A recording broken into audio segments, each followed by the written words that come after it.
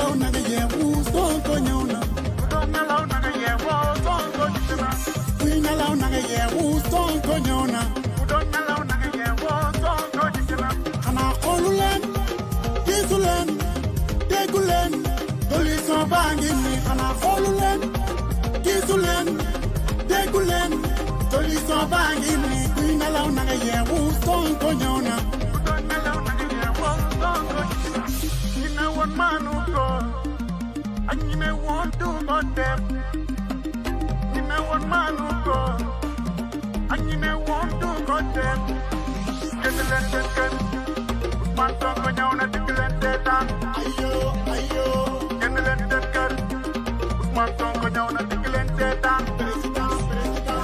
génn leen seen kër Ousmane Sonko ñëw na dikk leen seetaan ayo ayo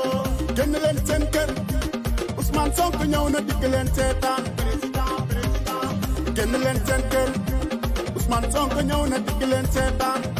Sonko neex na leenam booba lay kenn bañ ko ki kay jëm ak ki kay forcé xam ne ni moom du benn Sonko neexu leenam booba lay kenn bañ ko bokk gis-gis ànd ak Pastef Sénégal yow lañ wax Sonko neex na leenam booba lay kenn bañ ko ki kay jëm ak ki kay forcé xam ne ni moom du benn Sonko neexu leenam booba lay kenn bañ ko bokk gis-gis ànd ak Pastef Sénégal yow lañ wax kuy nelaw na nga yeewu Sonko ñëw na ku doon nelaw na nga yeewu Sonko ñi ne woon maanu ko ak ñi ne woon du ko def ñi ne woon maanu ko ak ñi ne woon du ko def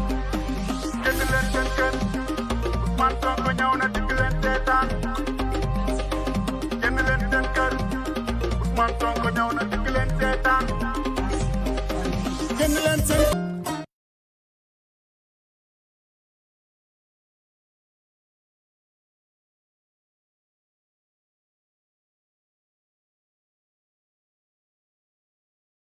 asalaamaaleykum mbokki patriote yi mooy ñi nekk Sénégal comme ñi nekk bitim réew vidéo bi nag dañ leen di annoncer que le 14 janvier prochain la coalition Sonko président 2024 dafay organiser son grand fundraising international en Espagne journée bi nag nu muy demee toutes les structures yi nga xam ne dañuy soutenir la candidature du président Ousmane Sonko dañ leen nar a woo à tour de rôle ku ci nekk nga wax ñaata ñu nar a teg ci table bi pour la campagne électorale de 2024 donc di ñaax patriote yëpp ku ci nekk foo mënti nekk nga approché wu de la structure qui soutient la candidature du président Ousmane Sonko nga cotiser fa ñi nga xam ne tamit amul benn structure bu leen jegee incha allah balaa bés baa jot dinañ ubbi un lien bu ñuy publier sur internet ku ci nekk sa yéene nga dem joxe ko fa fi may terminer nag mooy di leen rappeler li ñi tàmm di wax à savoir l'argent c'est le nerf de la guerre tey jii nii ñi ngi ko seqal ay milliards u alalu réew mi la ñu yor nar ko def ci élection yi pour sàccaat encore suñuy élection ñun nag suñuy milliards suñuy xaalis dafa lew li ñuy laaj patriote yi mooy au moins qu'on dote à la décroissance de campagne du président Ousmane Sonko les moyens nécessaires pour pouvoir faire face à certaines charges ñaari charges rek laa leen di wax tey jii bu ñu ñëwoon dañuy soutenir par exemple les communes du Sénégal on a plus de 500 et quelques communes donc 500 et quelques communes bu doon 1 million rek la ñuy jox par commune on aura 500 et quelques millions à donner bu loolu weesoo tamit dans les structures les plus reculées du Sénégal fi nga xam ne souvent on peine à avoir des représentants cette année dañoo fas yéene fépp fu ñu war a am représentant qu'on mette les moyens nécessaires pour nous assurer que kenn du fa sàcc élection yi loolu tamit ay millions et des millions yu dul jeex la moo tax rek ce dernier appel mooy ñuy woo patriote yëpp fu ñu mënti nekk xam ni les enjeux de ces élections là sont bien trop importants pour que ñu toog di seetaan ku ci nekk bu daan def 10 on vous demande ngeen def 100 gëm naa ni le 14 inchallah avec la volonté que vous avez montrée au Sénégal et à travers la diaspora lu mu tuuti li may xaar ci yéen mooy ñu jël 1 milliard teg ko ci table bi et inchallah avec ces moyens là on va s'assurer de la transparence des élections et on fera de Ousmane Sonko le 5e président de la République du Sénégal di leen gërëm di leen sant di leen jox rendez-vous le 14.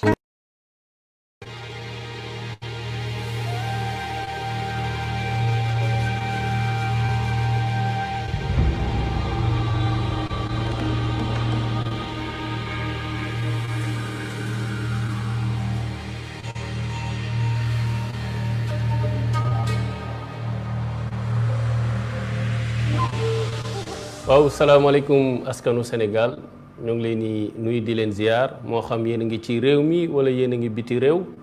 am mbégte ñëw taxaw seen kanam ngir biral leen li nga xam ni moom la ñu fas yéene doxal ci ay fan yi ñu génn sénégalais yépp ci réew mi wala biti réew yëg nañ xew-xew bi nga xam ni moom lañ doon wàcc mu di la cérémonie d'investiture de monsieur Ousmane Sonko, candidat de la coalition Sonko Président 2024. mu nekkoon lu ñu doon wàcc amoon yéene def ko xew-xew boo xamante ni askanu Sénégal ñi fare ci réew mi ak ñi fare ci biti réew fas yéene ànd ak ñi nga xam ni ñoo di les leaders de la coalition ngir jëmmal loolu mu naroon nekk xew-xew bu am solo mu nekkoon naroon nekk un événement populaire ndax comme ni ñu ko yàgg a waxee président Ousmane Sonko moo di candidat wu askan wi li ñu ci namoon mooy askan wi tabbal ko boppam def investiture bi investir ko moom en tant que candidat waaye nag yàlla dogalul loolu antu ci coobareem waaye itam ci taxawaayu ñi nga xam ne ñooñu la ñu jàkkaar lool ndax yaakaar naa biñ ko jàppee ba biral ko que ni le 30 bii woon samedi dañ ko naroon amal ci terrain ACAPES ñu interdire ko ndax du lu bees lu ñu tàmm di gis la que depuis ay weer lépp lu ñu nar a amal muy daje walla xew-xew ci réew mi amal ko ci turu président Ousmane Sonko day nekk loo xamante ni dañ koy dakkal ndax yaakaar naa kenn dootul miim li nga xam ni moo di jaay doole gi am ci réew mi waaye loolu du ñu tënk di ñu téye bi ñu jógee ci loolu ñun ay républicain lañ jàmm la ñu bëgg jàmm la ñuy dox jàmm la ñu yéene réew mi li ñu naroon terrain ACAPES ñu xañ ñu ko ñu ne nag du ñu bàyyi ndax suñu wareef la ñu tabb suñu candidat comme ni ko ñeneen ñëpp defee ci loolu ñu décidé woon que comme mënuñoo dem terrain ACAPES dañuy dem fi nga xam ne moo di saalu Fun City ñu mën ko amal foofu dajale maanaam nit ñi ci ñi fa war a mën a teew ngir ñu mën a amal cérémonie bi waaye taxul itam ñi ñu jàkkaar lool seen xol mënta nangu loolu ba tax na ba ñuy wàcc pour nit ñi ñëw ñu dalal leen ñu tàmbali liggéey bi ci lañ fay yónnee ay takk der ñu ne nit ñi nañu génn salle bi ñu tëj salle bi looloo tax jotuñu ko amal foofu waaye taxul ñu banque suñu loxo ndax dafa am loo xamante ni niñ ko waxee dañ ko warloog moom askan wi da ko warloog moom moo tax ñu bëgg ñëw tey jëmmal ko pour sénégalais yépp gis ko moo xam yaa ngi ci réew mi wala biti réew pour wan leen ni ñoom am nañ seen kàttan waaye ñun tamit am nañ suñu dogu ak suñu pas-pas ci ni lépp lu ñu war a def mu jëm ci le président Ousmane Sonko mii di candidat bi lu ñuy amal la ndax gis nañ taxawaay bi nga xam ni am nañ ko ci dossier de candidature am waaye xarañte ay avocat xarañte ak ñi nga xam ne ñoom la sekk di liggéey fexe nañ ba dossier de candidature am tey jii fi ñuy wax ak yéen mu ngi ci biir conseil constitutionnel mu nekk lu ñu war a saytu donc loolu moo ñu tax a daje fii tey xam naa ñi nga xam ne ñoo ngi sekk coalition bi ñu ngi toog incha allah lu ñuy continuer la ñu leen di limal rek béral leen li nga xam ne moom la ñu fas yéene def pour ngeen xam ko moo di dinañ wax ci ki nga xam ne moo di candidat bi ndax day baax ñuy fàttali askanu Sénégal kan mooy président Ousmane Sonko taxawaayam ak yéeneem ci réew mi bu ñu ci jógee dina am benn vidéo boo xamante ni dañ ciy ñëw ngir feeñalaat taxawaayam ak jaar-jaaram donte ni bari na mënuñoo feeñal lépp waaye dina am luñ ci jukki te jox leen ko bu ñu jógee ci loolu dinañ biral kàddu yi nga xam ni mooy kàddu yi ko war a tabb en tant que candidat de la coalition dinañ ci ñëw ci wàllu wolof dinañ ci ñëw ci wàllu français dinañ ci ñëw tamit ci wàllu anglais ndax suñu mbokk yi fare biti réew te dégguñu nasaraan wala anglais la ñuy wax pour ñu mën ko dégg bu ñu paree ci loolu nag dinañ ko tëj ak li nga xam ni moo di message am ak li nga xam ni moom la ñu fas yéene doxal ci fan yi di ñëw ndax naruñoo banque suñuy loxo incha allah niñ ko yàgg a waxee candidature am demande sociale la te dinañ fexe suñu kéem kàttan ba mu nekk loo xam te dina antu ci kàttanu borom bi. suñu noppee nag dinañ woo kenn ku ci nekk ci leader yi nga xam ne ñoo fi teew te ngànk coalition bi ñu jox leen raaya gi nga xam ne mooy mandargal seen bokk ci coalition Sonko président 2024. donc ni ñuy def rek mooy woo ki nga xam ni moo di docteur Sall moom mi nga xam ni nekk na jegeñaale ci président Ousmane Sonko ñu ànd ci liggéey politique ci lu yaatu mu nekk nit koo xamante ni xam na ko mën na wax lu bari ci moom comme ni ko ñeneen ñu bari waxee waaye moom tànn gi ñu ko tànn dafa am lu muy jëmmal ci moom incha allah mu ñëw fii wax leen biral leen bokk ak yéen kàddu yi muy feeñal mu jëm ci président Ousmane Sonko. salaamaaleykum mbokk yi ñu ngi leen di nuyu di leen ziar di am mbégte ci daje bi li ko waral nag mooy dañu nekk ci lu am solo loo xam ne ëllëgu Sénégal moo ci nekk muy loo xam ne ëllëg ci histoire suñuy doom yi suñuy sët yi dinañu bëgg xam ban taxawaay lañ ci am bu ñu waxee élection dañuy wax ki ñu war a tànn naka la war a mel lan moo war a nekk jikkoom ngir mission bi ñu ko fas yéene dénk mu mën ko taxawoo kon day baax ñu dellu si tuuti ci loolu bala ñuy ñëw nag ci ki nga xam ne moo ñu fi taxa daje tey jàpp naa ne président de la république charge bi nga xam ne moo nekk ci ay mbaggam nekkul ci mbaggu benn citoyen même su fekkee citoyen ñoo yem ndax liñ ko dénk dafa rëy signature am lu màgg la lu mën a ay changement mën na defar mën na yàq moo tax dañ ko war a saytu saytu boobu nag mi ngi tegu ci ay jikko yoo xam ne daf ko war a làmboo jikko yi mën na ci cité jubal mën na ci cité xam-xam mën na ci cité fit mën nañ ci cité bëgg sa réew waaye nangoo jox sa bopp sa réew ak yeneen su ko defee bu ñu nattee loolu ñu xool naka lañ koy yéemee ci Ousmane Sonko ba xam ndax moom mbàggam yi diis na pour mën a téye Sénégal wala déet te ñu teg ko ne ci kaw lu ñu xam ci moom te yàlla tax ñuy wax lu jëm ci jub yaakaar naa Sénégal yi bu ñu doon def sondage tey di wax kan mooy Ousmane Sonko ñu natt ko ci njubam yaakaar naa kenn du werante même ñi nga xam ne d'accord ñu ak moom di ko waxee guddeeg bëccëg sax d'accord nañu ki ko jub la défi bi mu lancé pendant ay at ci képp ku mës a gis jël naa dërëm bu ma moomul foo man di nekk wax ko génne ko moom ba léegi télé nañ pour génne ko xam nga su fekkee dem nañ ba nga xamante ni ñi seex ak ñi ànd ak ñi nga xam ne dañ jàkkaarloo ak moom dem bay fent ay mbir di ko teg ci deram ba juste ci wax nga bitiku setal ko bu ñu amoon benn pexe lu mu tuuti ci loo xam ne dëgg la ci moom lu jubul xam nga ni kon waxuñu ko loolu rek doy na pour wane ne kii ku jub la te njub solo bu rëy la am ci jiite réew njub ci sa bopp yow par rapport ak loi yi nga xam ne mooy encadrer sa marche en tant que président de la République waaye jub également ci yemale ñëpp xam nga loolu bu ñu ko waxee tey nag xam naa Sénégalais bu ne dina am njaqare ndax ñàkk a yemale gi ñu fës ci Sénégal ginnaaw loolu xam-xam lépp luy dox te war a baax xam-xam moo ko tënk rawati nag am réew nga xam ne comme ni ma ko waxee sànq benn décision boo ci mën di jël impact bi kenn xam fan la mën a yem moo tax ba xam-xam ci Ousmane Sonko yaakaar naa lu neex a comprendre la xaarul ba nekk président pour bind ay livres ñett bind na ko buñ jëlee bi jëm ci pétrole loolu li muy symboliser mooy fas yéene gi mu am fas yéene gérer ressources yi nga xam ne Sénégal am na ko mu jaar ci yoon te loolu lu fondamental la parce que loolu mooy tax nga am ay ressources au-delà de conception bi ngay def ci Sénégal fan la war a jaar soppeeku nga am ay ressources yoo ko mën defee loolu benn màndarga la ñaareel bi mooy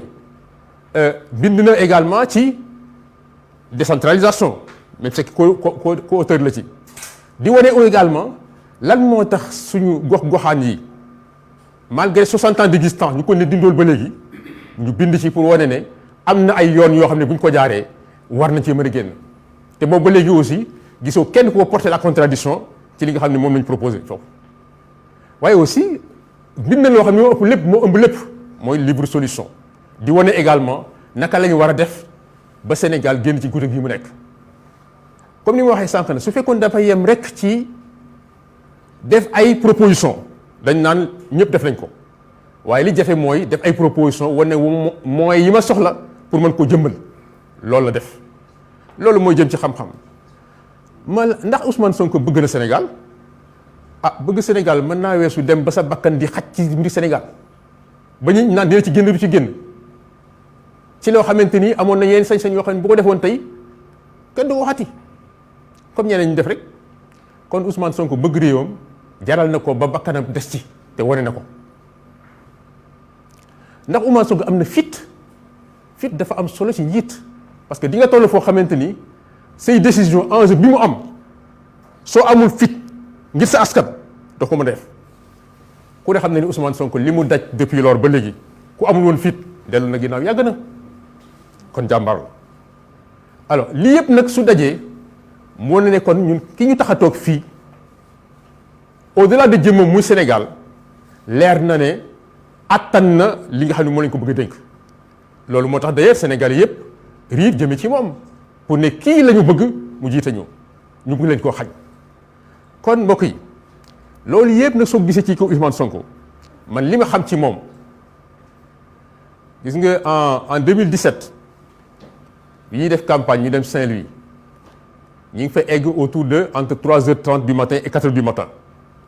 heure prière bi c'était à 5h30 6h une temps la ñu nelaw Ousmane Sonko jóg jàpp dem julli loolu ko amul doog doo ko def jàpp naa ne nag jikko yi ñuy wax ci moom maanaam ñàkk jël alal jàmbur bëgg sa réew mu jaral la ak yeneen ak yeneen yi ma ci fi tudd léegi làmbaay bi mooy gëm ne lii jaamu yàlla la wax da koy bari di wax ngeen koy dégg te muy dëgg amul lu gën a fort def sa kattan sa xalaat sa lépp pour que sa askan mën a soppeeku jóge ci situation bu jafe dem situation bu tane loolu jaamu yàlla bu rëy la xam na ko gëm na ko ci loolu la nekk aussi kon mbokk yi Ousmane Sonko wax dëgg yàlla suñu waxalee yàlla rek tax te parparloo taxul jëmmum ji du moo tax li mu làmboo te mu am njariñ Sénégal loolu moo tax ñuy wax moo tax ñuy woo nit ñi leen xamal nañu gën a gëstu te bés bu tànn jotee nañu seet li ñuy tànn nit du lor boppam lor sa bopp mooy tànn jot au lieu nga seet sa diggante ak li nga xamante ni moo la jëmale kanam ay yeneen yu la détourné la ba nga def leen loo xamante ni du sa njariñ moo ci nekk loolu gënul Ousmane Sonko daal wax dëgg yàlla moom nañu toog di wax ci moom lu bëree bëri damay joxe benn anecdote en 2017 toujours bi ñu commencé campagne bi dem nañu comme ni ma ko waxee sànq ba Saint-Louis après ñu dellu fa Dakar wala dem au sud ñu toog di añ benn jour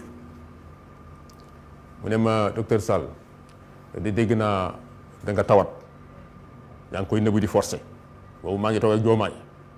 bi mu ko waxee dama tiit ma ne kii fan la xamee lii parce que boobu j'ai une programmation d'opération mu ne ma nag il faut nga arrêter sa xeet sa xol yëpp mu ngi ci affaire bi loolu moo leen humanisme waa ji donc c'est-à-dire que moom du koy yëwee rek mbir ci boppam day xool entourage bi est-ce que li ñuy defal ni amal njëriñ lan mooy seen xalaat ci li ñuy def il se préoccupe de soo gisee jeunesse bi topp ko loolu ci la bokk nit la loolu rek doy na nit la loolu rek doy na bëgg na Sénégal xam naa du ma guddal parce que am na ñenn ñu war a intervenir mais daal li ma mën a wax mooy ci lu gàtt Ousmane Sonko mbaax laa ko xamee te li may wax nii yàlla laa ko seedeel maa ngi leen di sant leen gërëm ñoo ngeen jëf.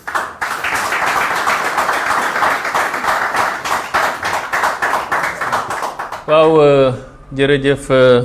docteur Mohamed Sall kaddu yi mu yëkkati jëmale ko ci président Ousmane Sonko mu nekk kaddu yu am solo ndax ñëw na pour xamal ñu ko ci ay baat yu gàtt mu di président Ousmane Sonko boo ko tuddee di nga tudd intégrité mooy njub di nga tudd xam-xam te mooy compétence, di nga tudd patriotisme ndax mooy bëgg sa réew ba mu jaral la nga sacrifier lu bari ci sa dund. tudd na itam courage am, fit gi mu am ci liggéey gi muy liggéey, waaye tëjee ko lii di ngëm mu nekk yu am solo, muy développer ay valeur, rawatina li mu feeñal ci anecdote bi di humanisme. Donc ci loolu la mënoon jukki ak keneen koo xamante ni yàgg nga sëkk ak moom, ñii di ay anciens collègues, ñii di ay nit yu mu sëkkal ci wàllu àdduna, waaye ku ci nekk rek am nga loo mën a wax ci moom. Donc di ko remercier bu baax a baax ci kàddu yi. Donc kàddu yooyu dañ ciy njëkk a woo ki nga xam ne mooy suñu frère El Hadj Malick Ndiaye mu ñëw biral kàddu yooyu ci kàllaama wolof. suñ ci noppee dinañ ko biral ci nasaraan ak anglais ngir àdduna bi yépp xam li nga xam ni moom la ñuy amal tey. Donc di woo El Malick Ndiaye ngir mu ñëw biral kàddu yooyu. salaamaaleykum mbooloo mi, mbégte mu rëy lañu am teew fii tey ngir becc leen kàddu yu néew ci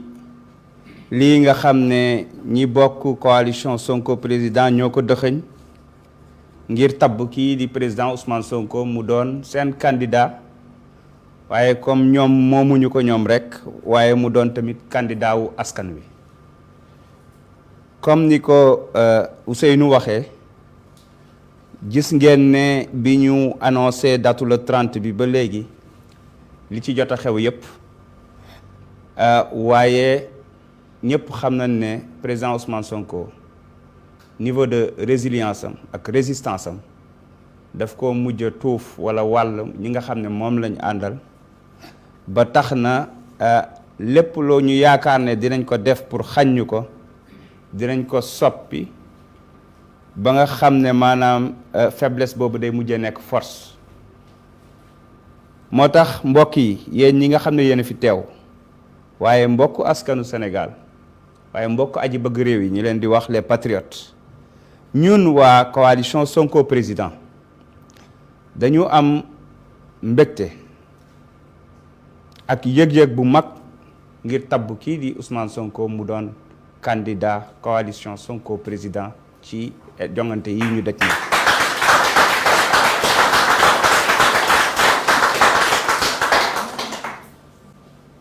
natt nañu bu baax nag dayo bi nga xam ne lii moom la am ak li muy màndargaal ci askanu Sénégal, waaye tamit tegoo nañu ko ci suñuy mbagg wane ne kii nga xam ne mooy président Ousmane Sonko di panafricain, ñëpp xam nañ ni mu mel ci Afrique,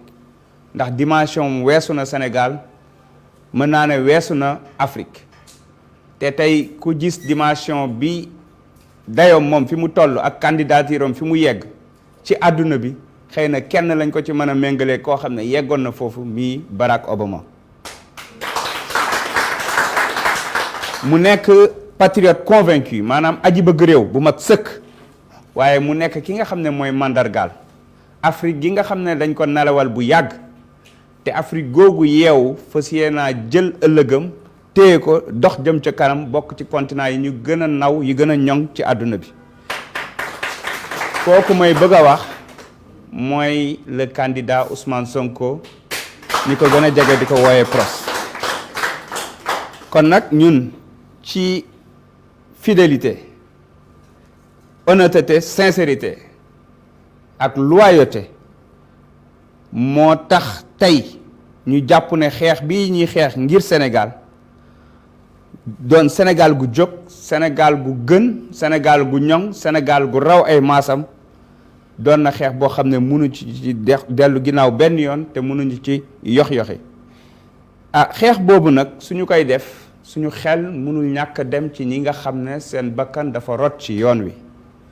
ndax ba ñu ko tàmbalee ba léegi te ñoom Mariama Sagna ba fii ñu yegg si tey, la ci rot ëpp na juróom benn fukki nit,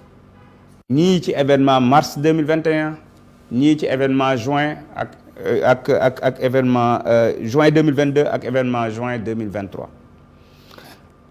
ñooñu nag dañuy xalaat seen ay njaboot, seeni wayjur, seeni soxna, seeni rakk, waaye di leen biral ne duñu leen mës a fàtte te xeex boobu ñu doon xeex ba loolu fekk leen ci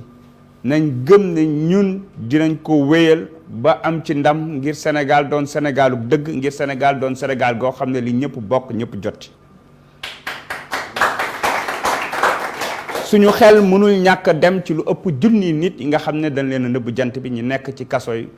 yi nga xam ne nguur gi moo leen fa dugal ci ak jaay doole waaye ci gëm gu ñu gëm seen réew gëm ko benn projet te ñooñu ñu mën cee lim kii nga xam ne moom la ñuy tabb tey muy suñu candidat di président Ousmane Sonko ak mboolem ñi mu àndal wax fa dëgg yàlla nag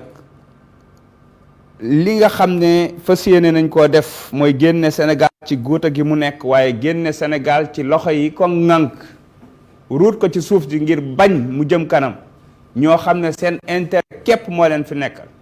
ba tax nañu tabb seen benn candidat boo xamante ne nii dañ cee bëgg a jaar forcé wéy ngir di noot sénégalais yi ngir confisquer votu sénégalais yi maanaam ngir nangu bëgg-bëggu sénégalais yi nga xam ne dañoo bëgg a tànn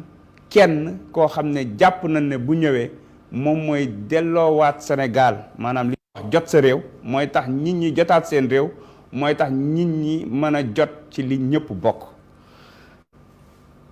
loolu nag bu ñu koy def ba tax ñi tabb suñu candidat bi dañu koy wéer ci li nga xamante ne nii mooy constitution wu Sénégal mi ndeyi sart réew mi nga xam ne moo tënk lépp ndax constitution boobu ci poñam bi ñuy wax 4 ak 29 maanaam article 4 ak article 29 ak L120 bu constitution bi ak L121 bu code électoral bi moom moo wax naka la ñuy tabbee candidat te ñun ñu tànn ci bi nga xam ne coalition bu ëmb mbootaay gu ëmb ay kuréelu politique ñoom ñoo koy tabb ngir mën a nekk président de la république waaye yamu ñu ci loolu parce que dañu jàpp ne président bi dafa war a nekk ku légitime maanaam dafa war a nekk koo xam ne nit ñi jox nañ ko bopp ba pare nangul ko moo tax ñu jàpp ne loolu di cérémonie d'investiture bi dañ ko war a def ci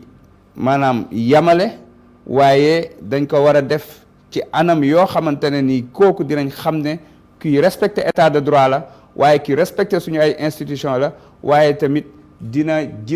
am gis-gis bu soree sori ngir suñu ëllëgu réew mbokk yi président Ousmane Sonko ñëpp xam nañ ne parti bi mu bokk di Pastef ñi naan ex Pastef dañu ko investiroon balaa dara di xew te ba ñu koy investir maanaam ba ñu koy tànn mu doon suñu candidat moom képp moo nekkoon candidat keneen yëkkatiwul loxoom waaye yamuñu ci loolu ndax ngir bëgg mu nekk candidat boo xamante ne ni lépp dafay jaar yoon te mu nekk candidat boo xamante ne ni am na légitimité dañu wax kuréel gi nga xam ne moom mooy ARP di haute autorité de régulation du parti ku ñuy wax monsieur Ngouda Mboup di constitutionnaliste jiite ko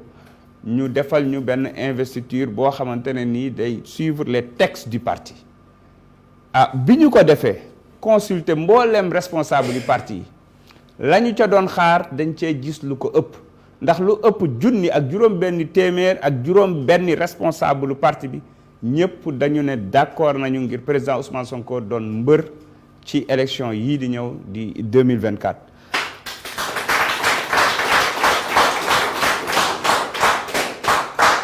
résultat yooyu nag nga xam ne am nañ ko mu koy woon lool suñu njort moo doon wane ne kii di président Ousmane Sonko wax dëgg yàlla lu koy teree nekk candidat yàlla sàkk ko ci mim réew bañ ginnaaw ba ñu ko defee candidat waaye sénégalais yi defal ko seen bopp candidat dama bëggoon rek wax ñaar fukk ak juróom-ñeent kuréeli politique yi nga xam ne ñoom ñoo décidé balaa dara xew ndax biir nañu ne ay fukki kuréeli politique dinañ ñëw balaa yàgg dara ñoom ñoo xaatim lii wax ne tànn nañu kii di président Ousmane Sonko mu doon seen mbër ci jongante yi ñu dëjmal mi le 25 février 2024 ñu mën cee jiital kuréel gu ñuy wax mouvement pour une citoyenneté engagée àndu nawle bi nga xam ne comme dañ fi am ay titres yu bees kii di Mamadou Lamine Diante di ex candidat moom moo ko jiite. am na kuréel gu ñuy wax ànd sàmm sama réew ànd sama réew muy ANSAR ku ñuy wax Momar Ndiaye moo ko jiite. am na mouvement pour la renaissance républicaine di M2R kii ñuy wax Ousseynou Faye moom moo ko jiite. am na Manko ci dëgg nga xam ne El Hadji Cissé moo ko jiite. am na APJS ñu koy wax Alliance patriotique pour la justice et la solidarité nga xam ne Ousmane Diouf moo ko jiite. am na force citoyenne bi nga xam ne la Lyon Maymouna Bousso moo ko jiite. Sénégal en tête Sénégal ca kanam Mouhamadou Moustapha Mbaba Guirassy. yoonu askan wi doyen Madiaye Mbodj. mouvement de la réforme pour le développement social di MRDS nga xam ne Mohamed Sall moo fi taxawoon léegi nii di wax bokk ci ñi ko jiite ànd ceeg Bara Diouf. coalition le peuple l'homme du peuple nga xam ne moom mooy Dame Mbodj jiite ko moom dafa muus nag mu tànn coalition le peuple maanaam moom dafa jël askan wi yëpp ne moom moo daf ko def coalition mooy coalition am waaw dafa mbong lool macha allah. Sénégal na fa di maître Mamay Diokou. am na tamit cadre de réflexion pour un développement intégral nga xam ne professeur Amidou Dat moo ko jiite. am na front national bu wuuteeg front national bi ñu xam nga xam ne Ali Gueye moo ko jiite. am na RPS di maître Abdinar Ndiaye. am na UFD Union pour le fédéralisme et la démocratie bu professeur docteur Mohamed Tete Diédhiou. am na wareef wi nga xam ne Seydou Guissé Sall moo ko jiite. am na bii nga xamante ne nii mooy PAS nga xam ne Serigne Gueye moo ko jiite. parti conservateur du Sénégal bu Aliou Cissé ñoom. grand mouvement citoyen nga xam ne Ndiaga Ndiaye la moom tey sax mu ngi amal foofu benn événement bu am solo bëggoon ñu teew ci waaye ni mu fa demee la. am na farlu nga xam ne baaraloo jot sa réew di un allié de première heure bu Serigne Bassirou Mbacké. union des forces patriotiques bu doyen maître Massokhna Kane. waaye ci biir dafa am aussi comme ex-Pastef dafa am ay ex-candidat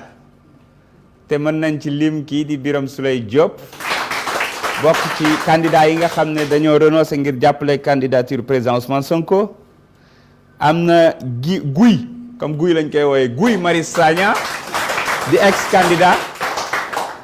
am na Abbas Fall di ex-candidat. beneen ex-candidat bi moom jarul lim. waa El Malick Ndiaye lañ koy wax mais ci ñi nga xam ne signataire daf ci am koo xam ne mënu ci woon ñàkk bokk muy le mandataire de l'année wala du siècle ñu koy wax tonton Ayib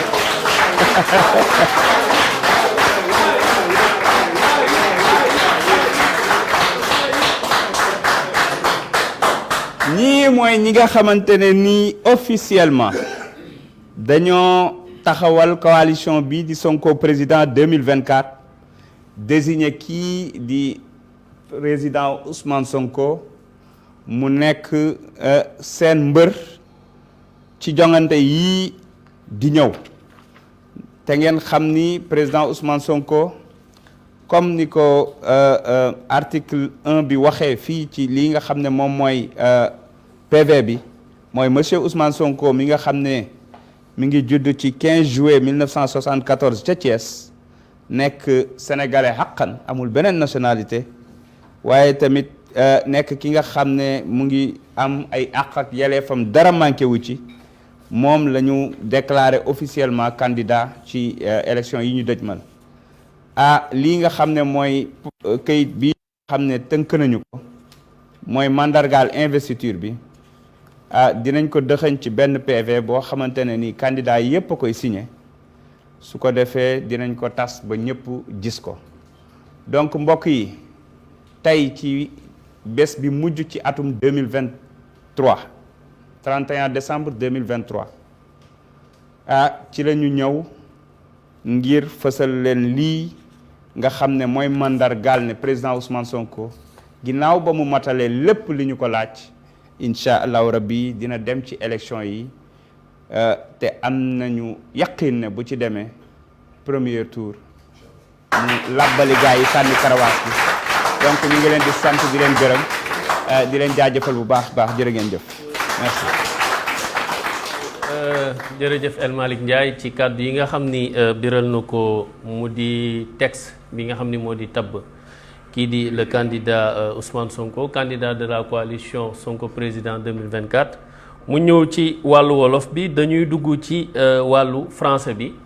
ànd ko ak ki nga xam ni moo di monsieur Moustapha Mbaba Guirassy jiite parti bi nga xam ni moo di Sénégal en tête donc ñu koy woo ngir mu ñëw def parti français bi. Chers invités, chers concitoyens, chers patriotes, je commencerai déjà par souhaiter au peuple sénégalais un nouvel an de 2024 tout simplement merveilleux. Une année faite de paix, faite de bonheur, une année pour le Sénégal, un Sénégal de prospérité, une année pour un envol du Sénégal et plus jamais que le Sénégal ne vive ce qu'il a connu ces dernières années.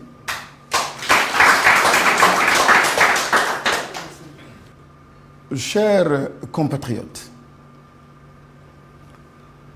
il s'agit surtout de parler de notre responsabilité en tant que citoyen. Le Sénégal a vécu des moments extrêmement difficiles. Et nous sommes un peuple de croyants, musulmans comme chrétiens. Quand on pose la question du qui, le quoi, le comment, généralement nous avons les bonnes réponses. Mais le pourquoi des choses, souvent nous sommes déconnectés à cette grande réalité. Pourquoi? Et il est important dans la marche d'une nation, de temps en temps, de s'arrêter et de se poser cette grande question du sens des choses. Et là, je me reconnecte à la grande question de la responsabilité, notre responsabilité. La vérité ne peut pas être une vérité exclusive. Elle ne peut être qu'essentielle. Ce n'est pas la vérité de l'opposition, la vérité de la majorité. La vérité, c'est la vérité pour tout le monde. Et parlant de notre responsabilité, parlant des acteurs politiques que nous sommes, lorsqu'on considère la souffrance de la jeunesse, lorsqu'on considère la souffrance de ceux qui vivent dans les périphéries, lorsqu'on considère la souffrance des étudiants, l'immigration, j'en passe, il est tout simplement important à partir de là de se poser cette grande question du pourquoi et surtout de notre responsabilité, le sens de la responsabilité. Chers compatriotes, ce qui se passe est tout simplement grave. Et quand on cesse de vivre cette empathie avec ceux qui souffrent, on cesse de donner du sens à la politique. L'injustice a pris des proportions démesurées. L'état de notre démocratie est arrivé à un niveau extrêmement bas en Afrique et dans le monde. Et si nous devons continuer ainsi, au-delà de ces élections ou de cette élection, ce qui attend le Sénégal, n'augure rien de bon. Chers compatriotes, en revenant encore une fois sur cette grande question de la responsabilité, nous sommes tous interpellés. L'heure est grave, comme on dit, et le contexte actuel appelle chacun de nous, la responsabilité de chacun de nous, un engagement extrêmement profond, une solidarité, une mobilisation pour sauver la nation, sauver le pays. Kull shay'in halikun ila wajhillah. Toutes les choses sont appelées à disparaître sauf la face d'Allah. Et en tant que croyant, je dois donner simplement un sens à ma vie et à notre vie. J'aime bien quand je parle de politique. Je refuse d'enfermer la politique dans une sphère tout simplement de sachants, de politiciens, encore une fois, en la déconnectant de l'essentiel. Je viens d'un peuple de croyants. Nous devons accompagner ceux qui souffrent. Nous devons transformer notre nation. Nous devons aider les jeunes. Nous devons mettre en avant l'éducation. Nous devons mettre en avant la démocratie. Ce qui a permis au Sénégal d'arriver là où il est en ce moment. Ce qui a permis au Sénégal d'amener le président actuel à la tête de ce pays. Si nous devons perdre ce legs, chers compatriotes, cela appelle de nous, de chacun de nous, un sursaut, une remobilisation, et encore une fois que ce ne soit pas une affaire exclusive de l'opposition, encore moins d'une coalition. Lorsque Moussa, alayhi salam, a été appelé sur la vallée de Toua, c'était pour recevoir une mission extrêmement importante et qui ressemble étrangement à celle-là que nous tous nous assumons ou nous devons assumer. Quand Dieu lui dit, Moussa va vers Firaouna parce qu'il a outrepassé les limites. Je pense qu'il y a une étrange ressemblance entre cette mission-là qui nous est confiée et particulièrement confiée à notre camarade, le président Ousmane Sonko, parce que nous avons en face de nous quelqu'un qui a outrepassé les limites. Mais la mission est la même. Ce n'était pas une mission pour aller prier, pour faire du chapelet. C'était une mission pour libérer un peuple qui souffrait, où il n'y avait plus de démocratie, où il y avait de l'injustice. Je le rappelle parce que nous sommes un peuple croyant. Il faut bien comprendre et remettre les choses dans leur contexte, l'ancrage qu'il faut pour donner la puissance à ce que nous sommes en train de dire. Il ne s'agit pas simplement d'élections pour élire un président,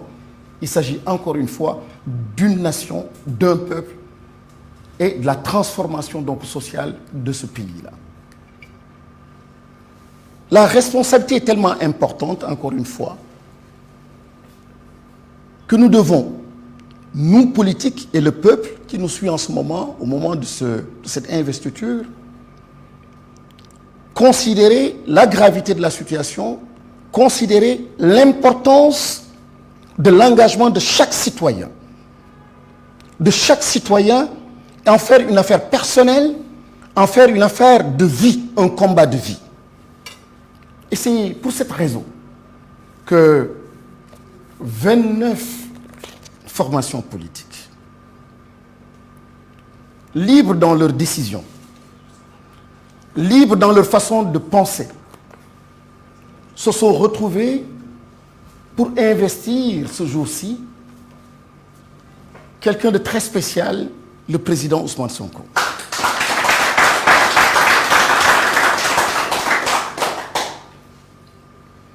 Le président Ousmane Sonko, parce que il est le symbole de la résistance. Le président Ousmane Sonko, parce qu'il est le président de la résilience. Et le symbole plutôt de la résilience. Le président Ousmane Sonko, parce que c'est le symbole du don de soi. Il a été comme une IRM, une radiographie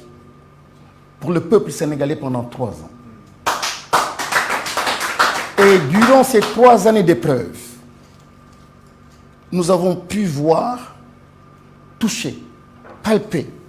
et constater en fait partout où nous sommes malades. La justice, l'exécutif, le Parlement, les régulateurs sociaux, une partie de la société civile. Aujourd'hui, nous savons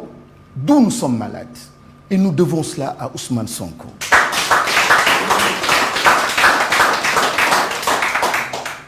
Donc, nous, membres de la coalition Sonko Président 2024, nous avons l'insigne honneur de porter aujourd'hui l'investiture de notre frère, de notre camarade, le président Ousmane Sonko. Si nous mesurons pleinement la portée de l'acte, il faut reconnaître que la charge symbolique est encore plus forte avec une portée hautement historique dépassant largement nos frontières. Il nous faut ainsi assumer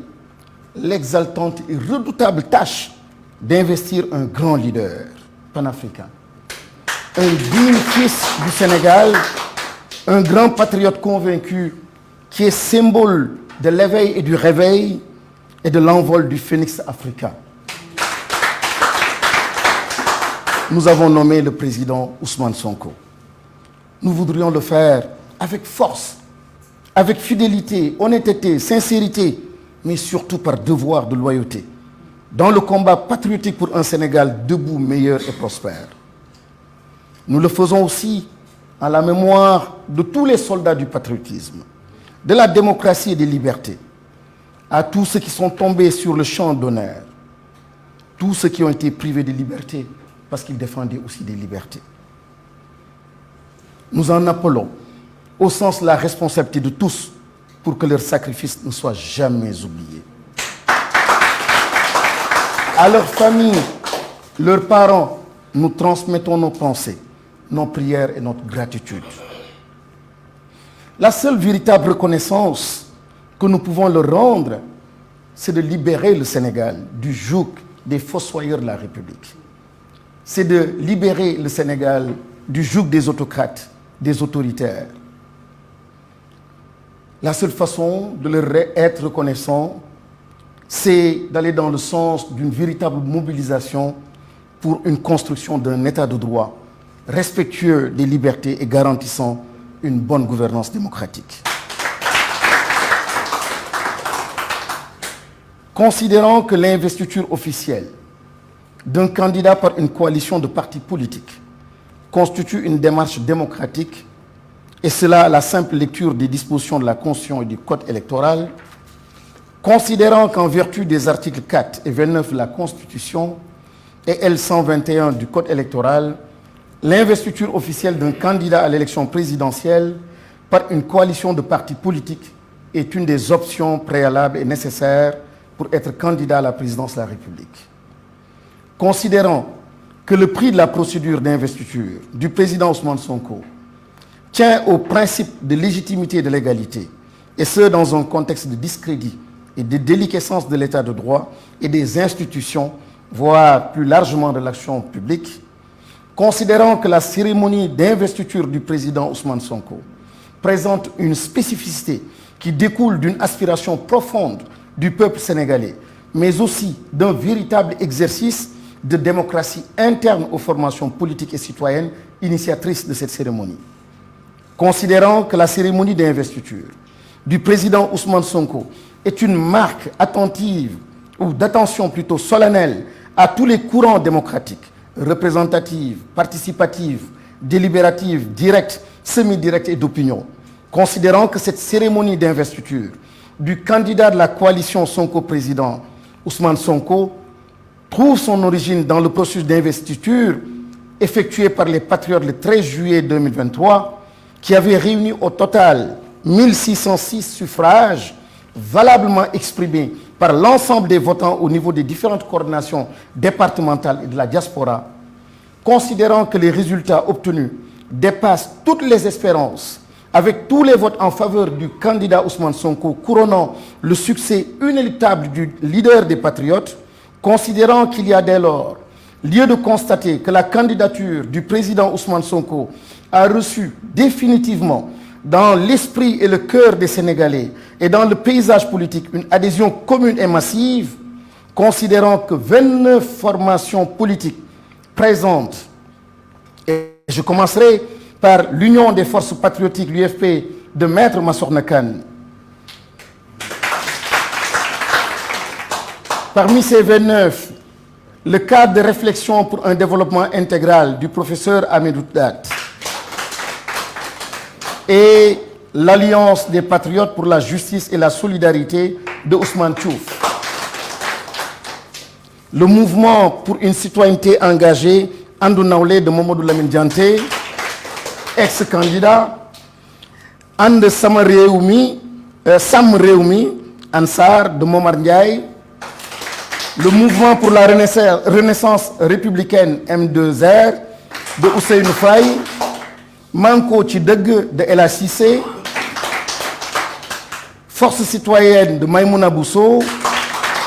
Sénégal en tête de Moustapha Guirassi, ex-candidat, Yonou Askanui Madjei Mbodj, Mouvement de la réforme pour le développement social MRDS de Bara Diouf, la coalition Le Peuple de mon cher ami Dambodj, Sénégal Nafa de Maître Mamaye Djokou, le Front National de Ali Gueye, le RPS de Maître Abdi Ndiaye, l'UFD, Union pour le fédéralisme et la démocratie de Dr Mohamed Tete Diédhiou, Waref Fouy de Seydou Guissé Sall, le PAS, le Parti africain pour la souveraineté et la solidarité de Serigne Gueye, le Parti conservateur du Sénégal, Alioune Cissé, le grand mouvement citoyen GMC de Ndiaga Ndiaye, Farlou de Baralo, Djotsaréo de Bassirou Mbaké, Aïb Dafé, mandataire ex-candidat, Guy Marius Sagnan, ex-candidat, il y a beaucoup de ex, hein? El Malik Ndiaye, ex-candidat, et Biram Souley Diop, ex-candidat. Abbas Fall, donc ex-candidat. Ils ont tous ces partis, toutes ces formations politiques, ont officiellement mis en place la coalition président, Sonko président 2024. Et tous ces partis désignent le président Ousmane Sonko comme candidat, non seulement pour la dite coalition, mais candidat à l'élection présidentielle de 2024. Il déclare ses partis. Article 1. Monsieur Ousmane Sonko, né le 15 juillet 1974 à Thiès, exclusivement de nationalité sénégalaise, jouissant intégralement de ses droits civils et politiques, et officiellement investi et déclaré candidat de la coalition Sonko président 2024 à l'élection présidentielle du 27.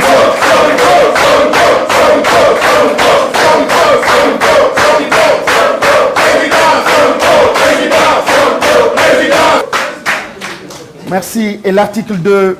la présente déclaration d'investiture sera consignée dans un PV signé par les membres de la coalition et publié partout où besoin sera. Mais, chers compatriotes, je ne peux pas terminer cette allocution sans m'adresser au Conseil constitutionnel. Le Conseil constitutionnel est un pouvoir.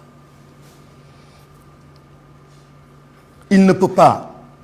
aller au-delà de la justice du peuple. Le Conseil constitutionnel ne peut pas être plus juste que le peuple. Le Conseil constitutionnel a le redoutable devoir, la redoutable charge de rééquilibrer les pouvoirs. Le Conseil constitutionnel a la redoutable mission de ramener la paix dans ce pays.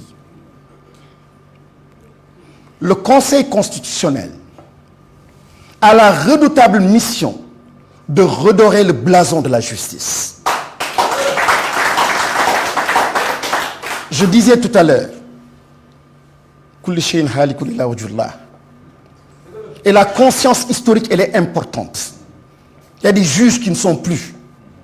Il y a des présidents qui ne sont plus. Il y a beaucoup d'êtres humains qui ne sont plus de ce monde. Mais la conscience historique, c'est poser des actes qui pénètrent le futur. C'est poser des actes qui sont durables, qui sont éternels, qui transforment, qui rendent heureux, même après votre vie. Le Conseil constitutionnel a ce redoutable devoir. Il n'a pas le droit de mettre une vérité exclusive, fût-elle celle d'un président en exercice, au-dessus de la vérité de tout un peuple. Le Conseil constitutionnel ne peut pas fouler du pied les décisions de justice qui ont rétabli le droit et dans des conditions, dans un contexte extrêmement difficile, mais le droit a été dit. La justice s'est relevée au nom de la dignité du peuple, redonner au peuple sénégalais toute sa dignité et toute sa fierté. La justice nous a permis de revivre ces moments. Et ce Conseil constitutionnel, nous attendons cela encore du Conseil constitutionnel, jusque le droit soit dit. L'avenir dépend de ce Conseil constitutionnel. La paix dépend de la décision du Conseil constitutionnel. On ne peut menacer une institution judiciaire, loin de moi cette idée. Mais je me réserve le droit de dire ce que je pense être mon droit et ma part de vérité. Et ma part de vérité, c'est que le droit a été dit. Ma part de vérité, c'est qu'une joute électorale, sans le président Ousmane Sonko, rendrait illégitime pour 5 ans encore tout autre président qui serait installé. Une joute électorale sans la participation du président Ousmane Sonko voudrait tout simplement dire que le processus électoral est vicié et que le peuple peut se réserver le droit de refuser tout scrutin, tout résultat qui serait issu de ce vote-là si le président Ousmane Sonko n'était pas candidat. J'ai du respect pour nos institutions. Et très sérieusement, très sincèrement, je respecte ma justice. Je sais que le droit sera dit. Je sais que le droit sera dit. Et je sais qu'à la tête de cette institution, ils sont des Sénégalais comme nous. Les mêmes valeurs de dignité, de job. Les mêmes valeurs de croyants. Et je sais qu'ils pensent à la postérité. Le droit sera dit et Ousmane Sonko sera candidat.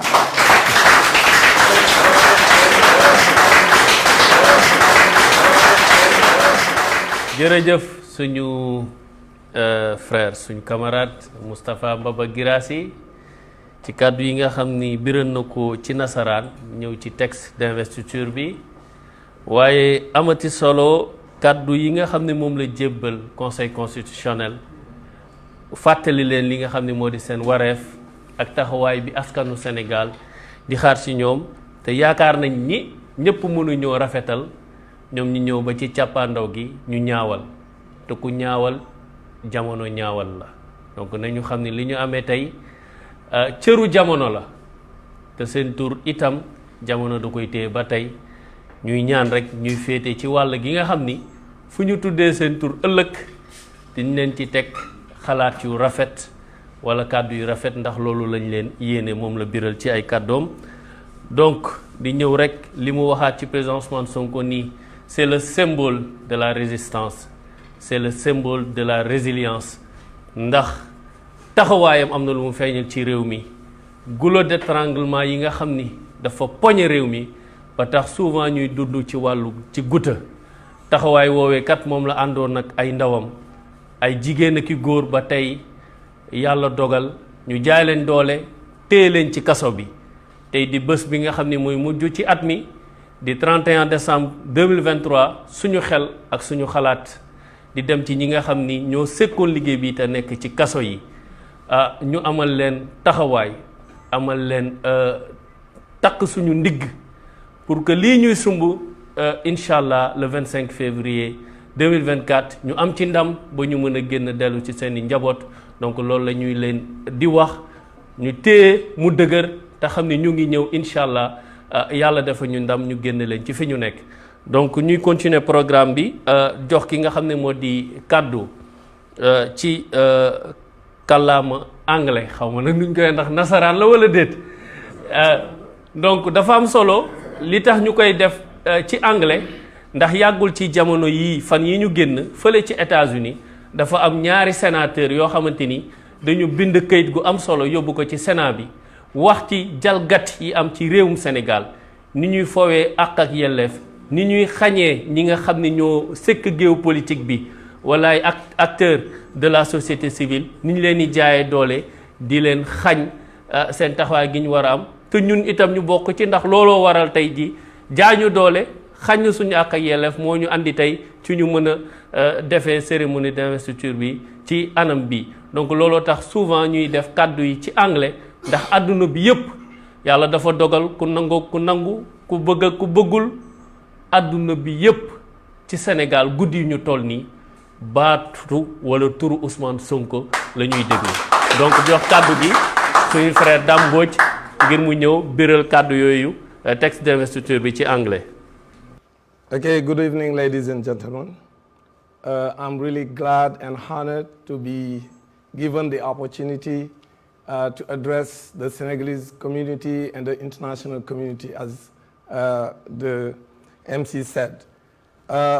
Today, we are in front of a great situation. We are going to the inauguration of the greatest candidate of Senegal for next elections.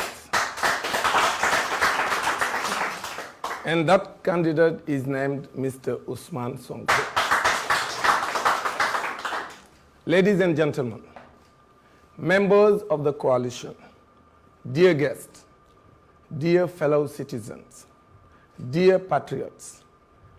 we members of the coalition Sonko President 2024 have the honor to bear today the inauguration of President Ousmane Sonko as the 5th President of Senegal in 2024. If you fully measure the scope of the stand, it must be acknowledged that the symbolic load is quite strong, but above all historical. We must assume the task of investing a giant, a worthy son of Senegal, a great convicted patriot, a symbol of the awakening and flight of the African phoenix, I appoint Mr. Ousmane Sonko. We would like to do so with strength, loyalty, honesty, sincerity, but above all,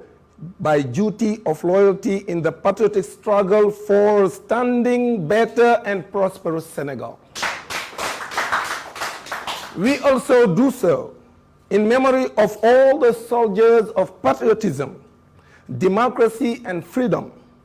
to all those people who have fallen on the field of honor.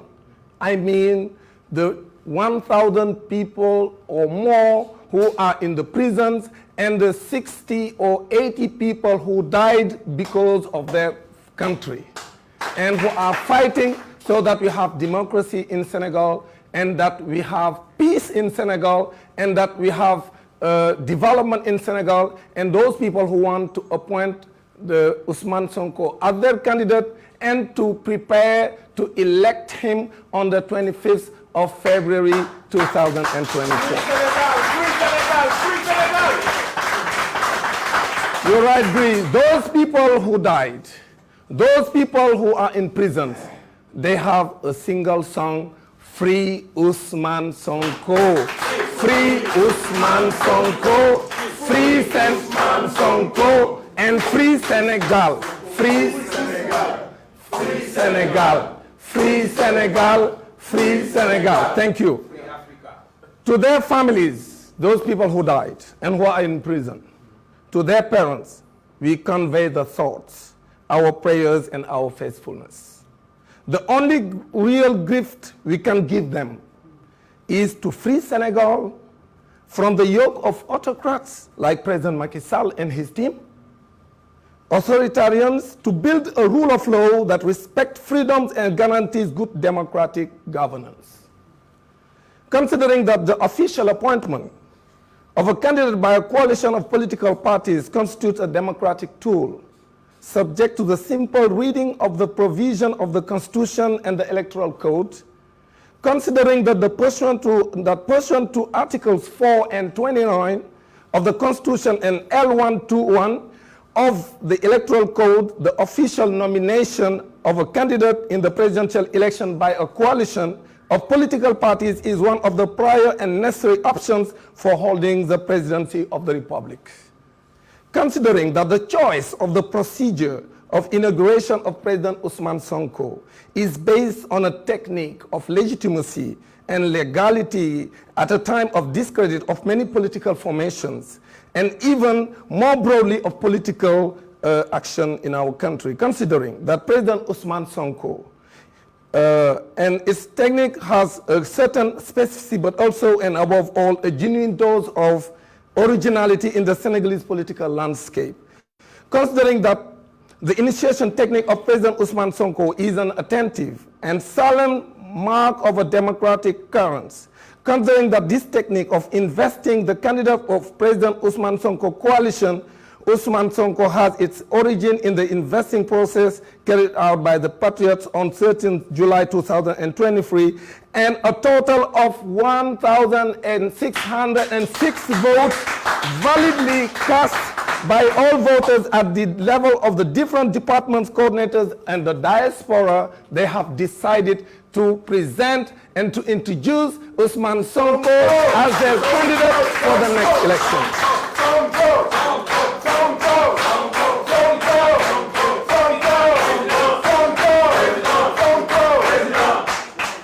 Now, considering that the results achieved exceed all expectations, with all votes in favor of candidate Ousmane Sonko coronating the unavoidable success of the Patriot leader, considering at the end that it is therefore appropriate to note that the candidacy of President Ousmane Sonko has finally received common and massive support in Senegal head and the political head landscape, bearing in mind that the 29 political parties and associations present, that the list has already been given by my predecessors, I don't need to come back on them, formally established the President Sonko 2024 coalition, considering that Ousmane Sonko has been designated as the candidate of the said coalition. Article 1, Mr. Ousmane Sonko, born on 15 July 1974 in Thiès, exclusively of Senegalese nationality, enjoying his full civil and political rights, is officially invested and declared candidate of the Sonko President Coalition 2004 in the presidential election of 25 February 2024. The overwhelming majority of Senegalese people want Ousmane Sonko to be candidate for next elections. Right. And they want to elect Ousmane Sonko the 5th president of Senegal. Right. Please, dear judges, don't disappoint your fellow citizens and validate Sonko's candidacy, and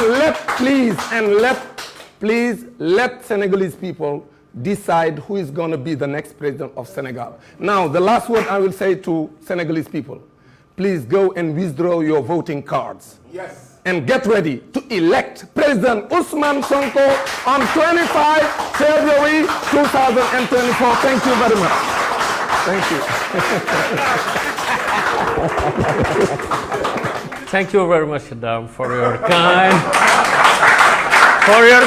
and bright words toward President Ousmane Sonko. And I hope that the international community will get your words. So, thank you very much.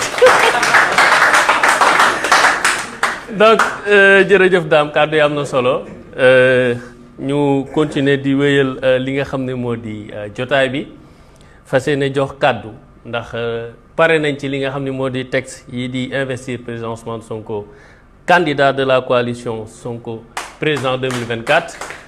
Donc ñu fas yéene jeexalee li nga xam ni moo di kàddu ki nga xam ne moom la ñu tabb mu jël ko baaxe ko jotaay bi itam baaxe ko askanu Sénégal yi nga xam ne ñu ngi ñuy seetaan fare ci réew mi wala bitim réew kàddu yooyu nag ki koy jottali mu di Birame honorable député maire Birame Souleye Diop nekk ex candidat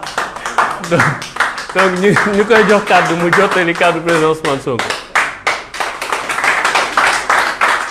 Bonsoir à tout le monde, chers citoyens, chers patriotes qui nous suivez aujourd'hui, 31 décembre 2023. Je pense que le résumé de la cérémonie aurait pu être fait en deux mots. En deux mots, parce que si je dis investir et investiture. Investir parce qu'il s'agit de mettre toute son énergie dans une action, dans une activité, dans un projet. Ousmane Sonko a passé les 10 dernières années de sa vie avec ceux qui ont cru en lui à s'investir dans cette mission pour redorer le blason du peuple et faire du citoyen sénégalais un homme fier qui irradie le développement du pays et du monde. Le clou de cette mission a toujours été notre ambition de participer à un choix définitif. Il s'agit du choix qui va intervenir le 25 février 2024 et pour lequel le second terme intervient, c'est l'investiture qui, nous le savons tous, est l'acte par lequel un parti ou une coalition de partis désigne officiellement un candidat à une fonction élective. Et c'est lui que 29 organisations ont choisi pour y être. Il faut dire que nous tenons ici, là et maintenant, à exprimer notre profonde gratitude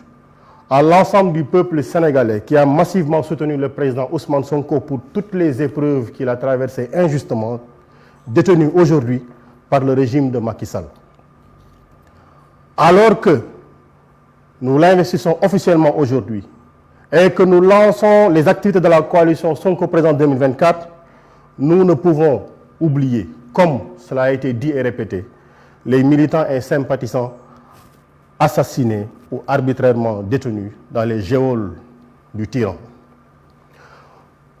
Face à un régime dictatorial qui a tenté d'entraver toutes les activités politiques qui ont été faites au nom du président Ousmane Sonko ou de la coalition ou de ceux qui ont voulu travailler avec lui, nous entendons aujourd'hui répondre de la manière la plus démocratique possible. Chers militants, chers sympathisants, sachez-le, la candidature du président Ousmane Sonko ne souffre d'aucun manquement et d'aucun doute.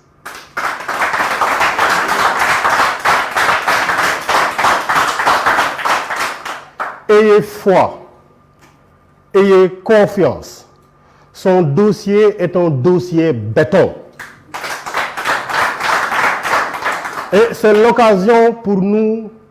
en son nom, de féliciter tous les hommes et femmes qui ont travaillé pendant 10 ans et qui ont travaillé ces derniers jours, ces derniers mois,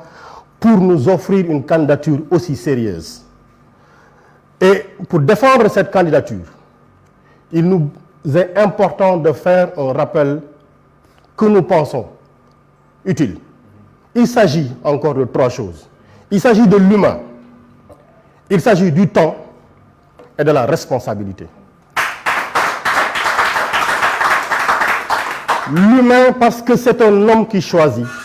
c'est un homme qui travaille. Il a beau s'appeler citoyen, il a beau s'appeler patriote, il a beau s'appeler républicain, il a beau simplement s'appeler fonctionnaire ou juge ou magistrat, il n'est simplement qu'un humain. Ousmane Sonko a assumé son humanité en apportant un projet. Il s'est battu pendant 10 ans pour qu'on connaisse la réalité de ce projet-là. Aujourd'hui, les Sénégalais se sont appropriés du projet. Aujourd'hui, il y a 2 autres humains que je voudrais appeler au nom et pour le compte du président Ousmane Sonko. Le premier, c'est le militant, c'est le citoyen, c'est simplement le Sénégalais qui a envie que le Sénégal change. Il y a 2 mots qui lui sont destinés. Mais l'autre humain, c'est celui qui tranche, le juge. On a parlé du juge. Je rappelle que les symboles de la justice, c'est une femme, le visage voilé, portant un sabre et une balance. Pour quelle raison? Une femme, pour tout ce qu'elle représente en termes de justice, en termes d'équité, en termes d'amour de son peuple. Pourquoi le foulard sur les yeux? Pour simplement dire son impartialité.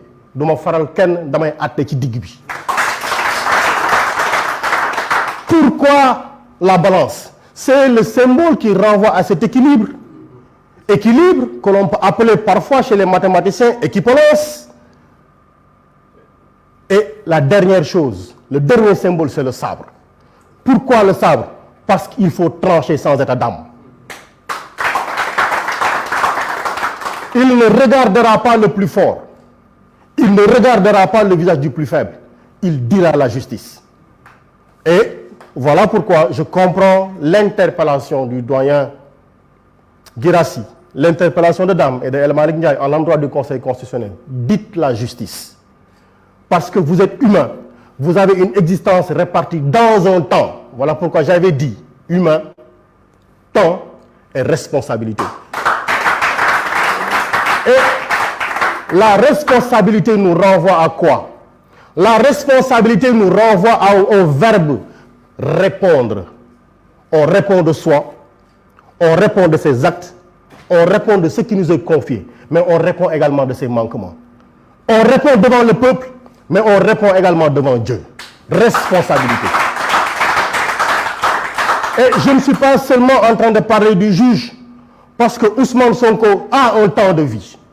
Le citoyen a un temps de vie. Le juge a un temps de vie. Parce que celui qui est au Conseil constitutionnel demain n'y sera pas après-demain. Il y a un temps où il faut assumer une responsabilité. Et au peuple, il a un temps pour assumer sa responsabilité. Et de la responsabilité du peuple, dans le temps qui est défini, il s'agit aujourd'hui, dans les quelques 50 jours qui nous restent, d'aller prendre les cartes d'électeurs. Il s'agit dans le temps qui nous reste de savoir que nous voulons changer. Mais quand même, nous sommes humains, il y a un temps, il y a une responsabilité, mais il y a quelqu'un qui veut continuer son temps. Même si ce n'est pas lui, c'est un des tiens qui veut continuer le temps. Il veut hypnotiser notre temps, il veut kidnapper notre temps et ne jamais assumer sa responsabilité devant l'histoire. Ne jamais assumer sa responsabilité devant la justice, mais ne jamais assumer sa responsabilité devant Dieu. Il se trompe tout de suite, il faut qu'il le sache, mais quand même, on ne va pas lui faciliter la tâche. Et pour ne pas lui faciliter la tâche, il nous faut surveiller le vote. Allez-y, cherchez le personnel électoral. Qu'il n'y ait pas un bureau de vote où nous n'avons pas des yeux et des oreilles. Qu'il n'y ait pas un centre de vote où nous n'avons pas des yeux et des oreilles. Parce que tout ce qui se passe dans l'angle mort de nos yeux, ça se fait contre nous. Il ne faut pas que pour ces élections-là, qu'il y ait un angle mort. Je parle de la région nord, je parle de la région est, je parle de la région centre, mais il ne faut pas qu'il y ait d'angle mort.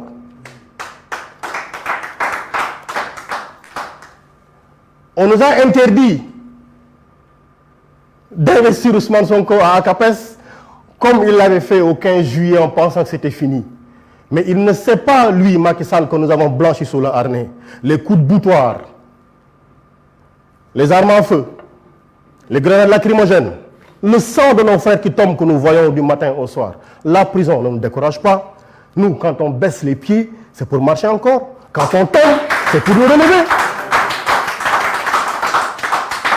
nous ne tomberons jamais. Et la victoire est proche, mais nous ne sommes pas prétentieux. Et parce que nous ne sommes pas prétentieux, nous avons encore choisi de lui dire, vous nous avez interdit d'avoir accès au Fun City,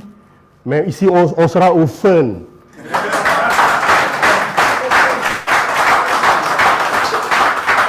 Et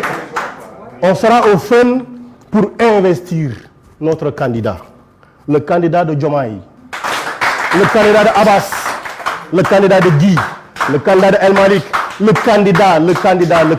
notre candidat tout simplement.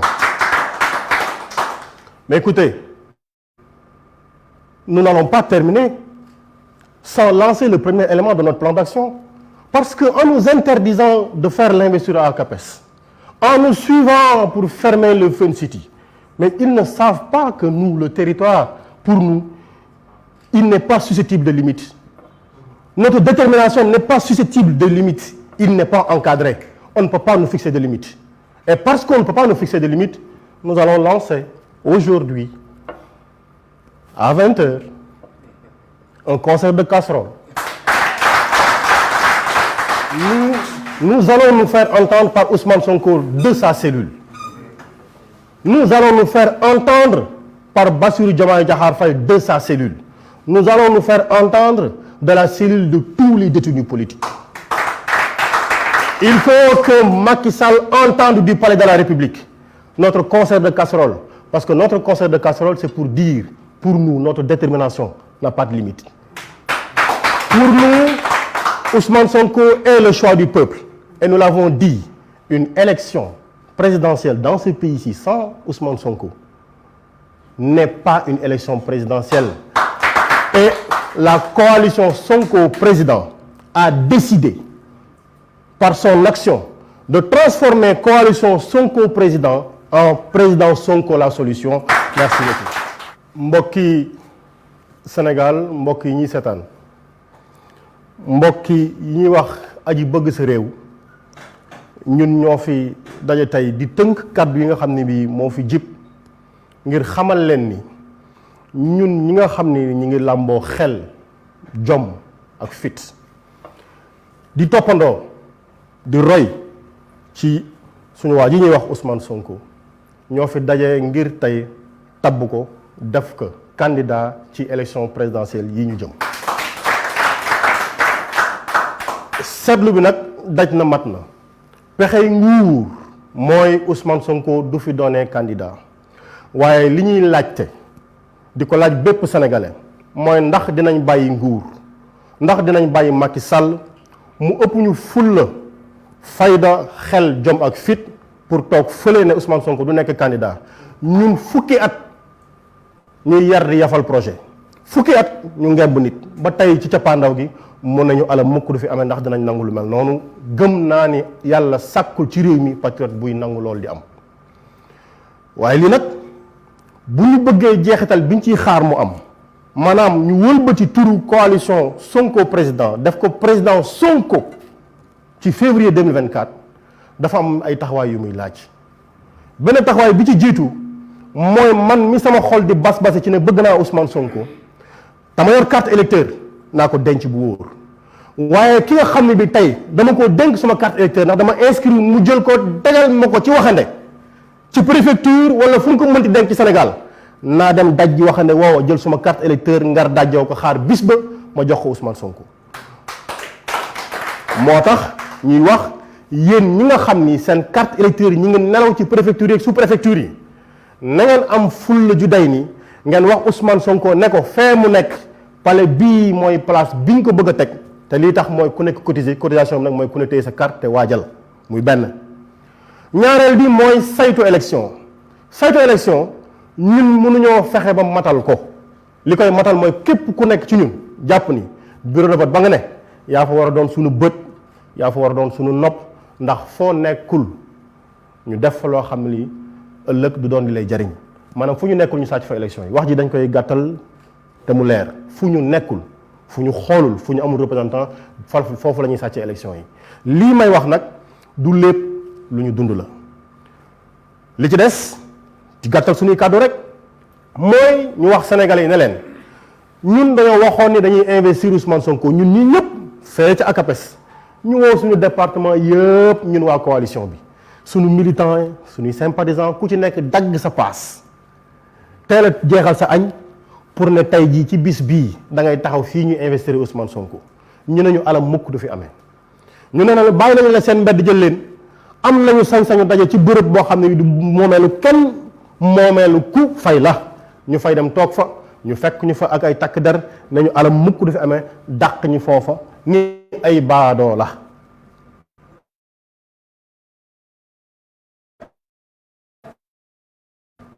ne noom nangu ni doxandéem du tabax réew pas-pas boobu nag moo tax ñu ne danañ leen ko bàyyee waaye tey 31 décembre danañu daje pour investir Ousmane Sonko mooy waral suñu toogaay bii mais bu noppee li ñuy laaj mooy ñu wax ni lii di xew benn ci li ñu bëgg a xañ danañ leen wan ni ñun suñu pas-pas romb na fépp foo takk ñoom seen pas-pas ngir yàqal ñu ñun suñu pas-pas pour defar Sénégal romb na leen fanweer dem loolu moo tax ñu wax ñëpp ne leen 20h ci tey jii nag ku nekk kër yëpp waxuñu kenn dëpp cin waaye ku ne am nga sañ-sañu jël su ko wéeru cin concert de casserole la ñuy laaj bëgg nag mu yegg fee ci Ousmane Sonko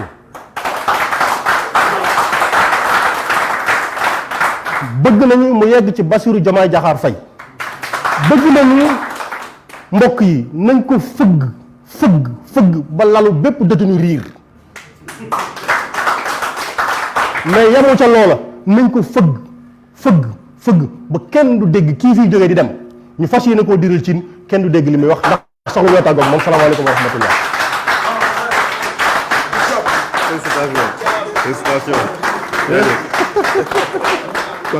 jërëjëf honorable député maire Birame Souleye Diop kàddu yi am na solo fàttali rek plan d'action bi ci 31 décembre bi ku ñu xañ suñu solos mbir ñu xañ la sa solos mbir donc nag na kubéeru kaw di riir na casserole yi riir ba àdduna ñëpp dégg ko ñu xam ni am nañ lu ñu métti. waaw c'est le seul message à la nation en attendant sénégalais yi dem jëli seen carte ndax lu am solo la ci li ñuy def li ñuy jeexalee xew-xew bi ñu ngi ci càppaandaw gi mooy écharpe yi nga xam ni moom la ñu fas yéene woo ñi nga xam ni ñooy membre te bokk ci coalition Sonko président 2024 ñu fas yéene ko def ànd ceeg Fatima Meng ak ñi nga xam ni ñoo fi teew te bokk ci coalition bi ñu fas yéene leen woo kenn par kenn ñu ñëw fii jox leen ko dañuy commencer ak suñu frère camarade monsieur Moustapha Mbaba Guirassy moom mi nga xam ni moo jiite 7 waaw woo honorable député Guy Marius Sagna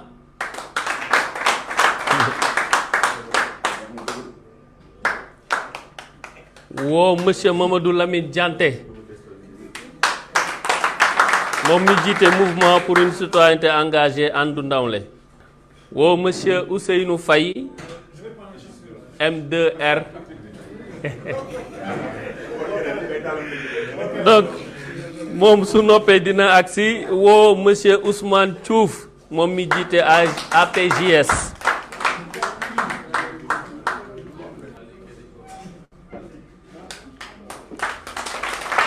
woo suñu sœur madame Maymouna Bousso moom mi jiite force citoyenne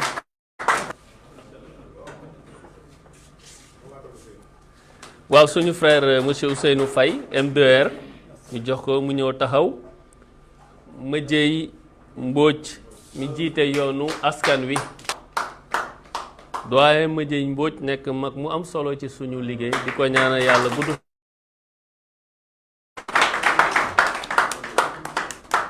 woo monsieur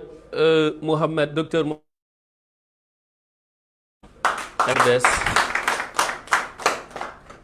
woo suñu camarade Dambodj coalition le peuple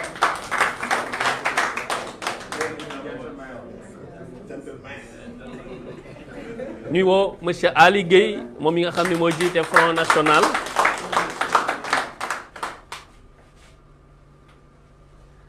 ki ci topp di Serigne Gueye moom mi jiite parti PAS moo ñu nar a jox paas bi ñuy yóbbu ca ndam li 2024 incha allah woo nag ki nga xam ne ku ñu ràññee la muy tonton Ayib ni ko xale yi di waxee ci réseaux sociaux yi mandataire du candidat président Ousmane Sonko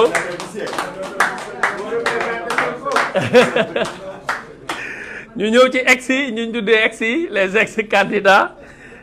honorable député Abass Fall.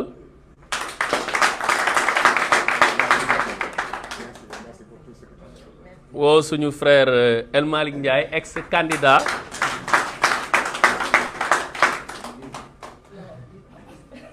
di woo ki ci topp monsieur Birame Souleye Diop honorable député maire président du groupe parlementaire. donc ñi nga xam ni ñoo fi jot a teew ci bokk ci coalition bi ak niñ ko limee sànq nekk na ñaar fukk ak juróom-ñeent parti kuréel yu ko bokk te incha allah am nañ yaakaar ni coalition bi dina gën a yaatu ndax gaa yaa ngi jege si di fëgg bunt yi ndax ndamu lii di am en 2024 incha allah sénégalais yépp ci ko bëgg a bokk rawatina parti yeeg mouvement citoyen yeeg mouvement associatif yi donc fas yéene jeexal jotaay bi di sant ñëpp. Seydou Guissé Sall moom mi jiite parti Wareef mi donc fii lañ ko yemale mbokk yi fas yéene ko tëj ak la photo. waaw woo nañ président Ousmane Sonko jox nañ ko écharpe moom itam chaise bii moo ko jëmmal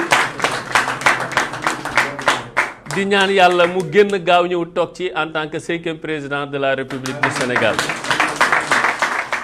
fi ñuy tëjee rek mooy benn vidéo boo xamante ni dinañ ko wane mu jëmaat rek ci président Ousmane Sonko ak taxawaayam ak li nga xam ni mooy géewu politique bi bu ñu ci noppee dinañ ñëw def li nga xam ne moo di photo famille bi di leen fàttali nag na casserole yi riir bu baax a baax.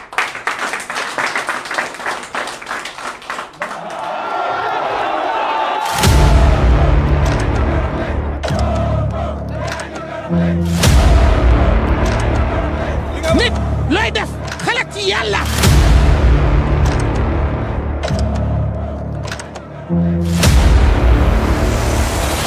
Conviction forte que malgré tout, il ne tient qu'à nous de briser ce cycle d'échecs et de déceptions. Car les solutions sont bien en nous. Mais il faut s'y atteler dès maintenant. Nous avons déjà perdu trop de temps et le monde ne nous attend pas.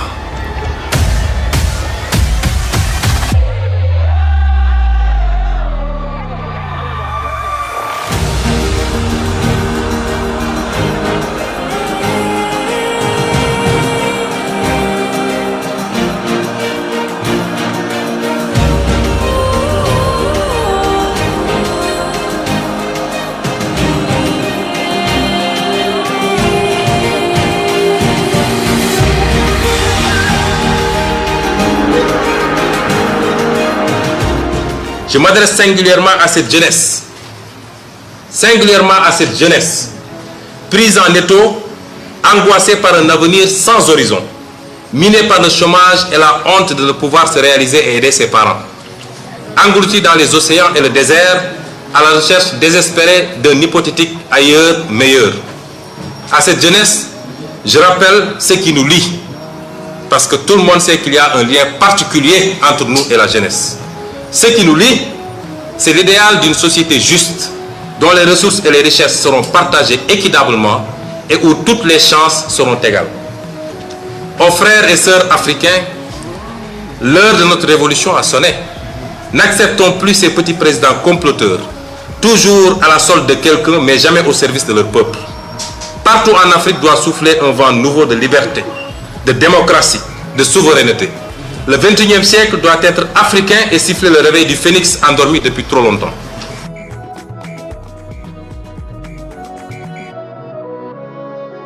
Parce que ma conviction, elle est nette, que personne n'est mieux placé que nous pour gagner l'élection présidentielle de 2024. Je ne suis pas un utopiste, je ne suis pas un nombreliste,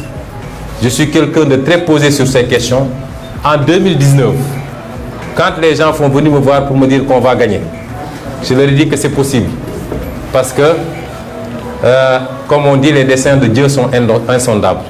Mais si je m'en fie simplement aux aspects factuels et pratiques, je crois qu'il nous faut nous fixer comme objectif de bien figurer, de marquer notre terrain, de montrer que nous sommes une force sur laquelle il faut compter, plus que de penser qu'on va gagner cette élection. Autant j'étais très prudent pour 2019, autant je le dis aujourd'hui. Et je le dis avec toute l'objectivité du monde, il n'y a personne de mieux placé que nous pour gagner l'élection présidentielle de 2024, s'il plaît à Dieu. Et c'est pourquoi il faut qu'on reste focus. Et c'est parce qu'ils en sont convaincus qu'ils ont décidé de mettre un frein à ce projet. Dans 2024, tànneef gi ñu war a tànn weesuwul ñaar diggante ndax dañuy bàyyi suñu askan continuer nekk askan woo xam ne dañ koy yor ci lépp alal goo xam ne doo ko dugal fi mu war a dugg, ci jaay alalu réew mi ci jamono jooju, ci noot doomu aadama yi, ci duma reye ak tëjaate, ci yaatal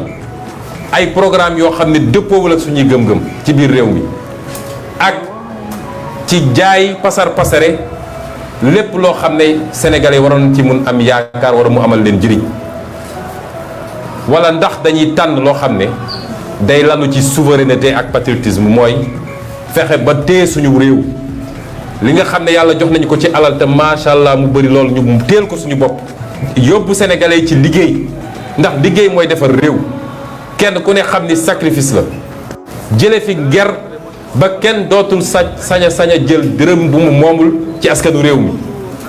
waaye dërëm gu ne nag ñu dugal ko fañ ko war a dugal, xam lan mooy priorité.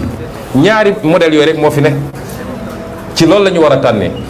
moo tax rendez-vous boobu ci rendez-vous yi gën a am solo ci histoire du Sénégal la bokk.